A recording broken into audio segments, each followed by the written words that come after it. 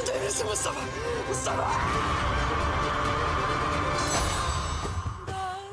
Bakalım beğenecek misin? Neyi? Az sabret. Oğlum. Ben oğlumu başka bir adıma bırakacak değilim.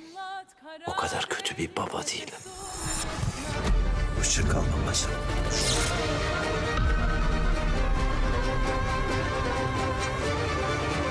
Burası Beğenirsen evimiz.